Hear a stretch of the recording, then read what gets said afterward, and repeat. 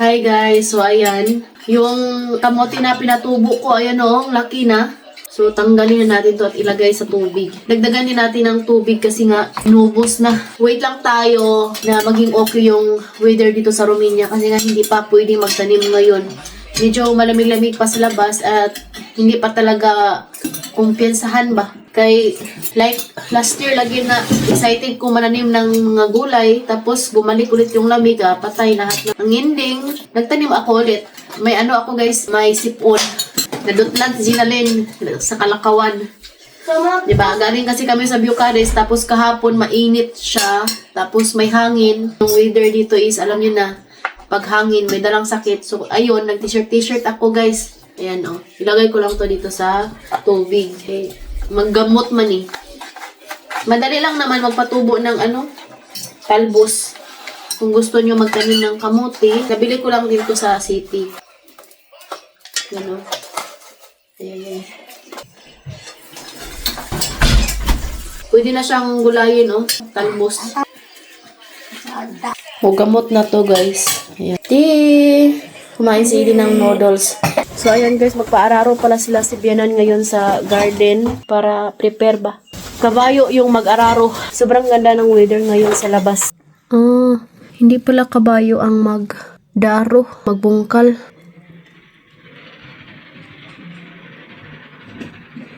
Dito na, hindi pala kabayo. Tsaka ya ves, iskarang gilayit. Kenapa?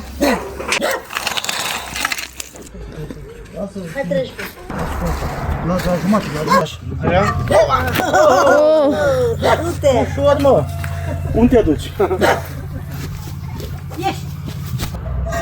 Acum știu. Nu, mama. Acum.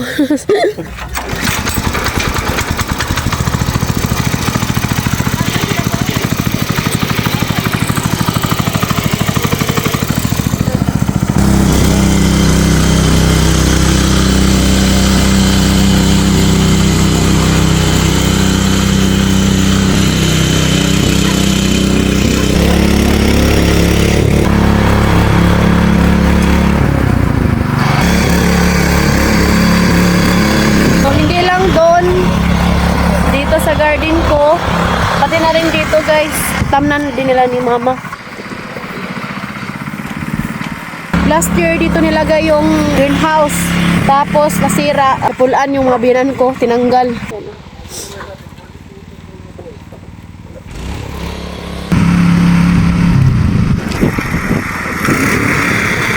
Start na rin mamulaklak yung mga prutas namin dito. Napakaganda yung bulaklak. Ito yung wax cherry yung nauuna talaga. Ito Ayan. Tapos doon, wax cherry din yun. Ito yung nagustuhan ko dito sa Romania kapag spring kasi nga napakaganda ng mga bulaklak. Lalo na yun guys Maraming bulaklak. Sure ako na marami na naman yung bunga.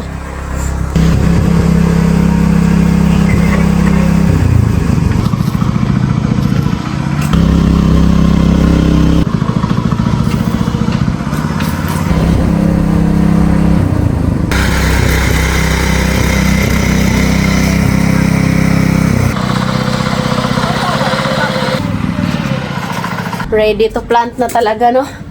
Grabe, nakaka-excite. Parang nabawasan yung ka-excite na guys, kaya syempre uuwi kami ng Pilipinas. Excited ako sa Pilipinas or excited ako mananim kasi nga pag hindi kami natuloy, dami nagsasabi na ba't hindi matuloy, wala namang gira sa Pilipinas. Alam ko naman po, pero yung airplane na sasakyan namin is apektado dahil Qatar Airways. So kaya hindi kami makaka-uwi kapag tuloy-tuloy pa rin yung gira.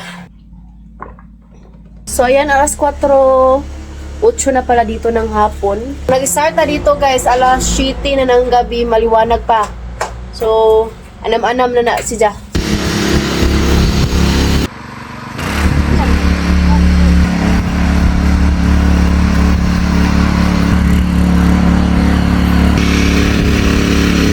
Hai provinsi. Yan si Habe. Kahit sa Pilipinas kami makatira, walang problema. Wow! Hai dormit în tent, Edi? Where, man? Îți place în tent?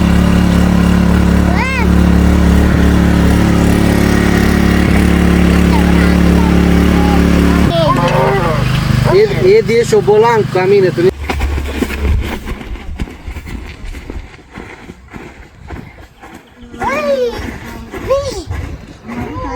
Tapos na mabungkal yung garden ko.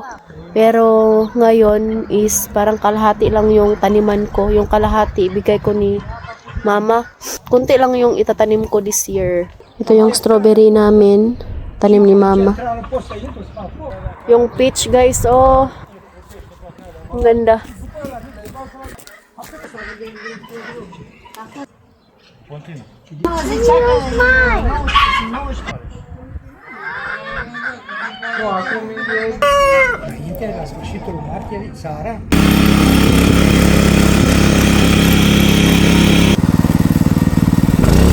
Ganito kasi pag yung mga tao dito, lahat ng mga bahay dito sa village, meron silang lupa sa likod para taniman.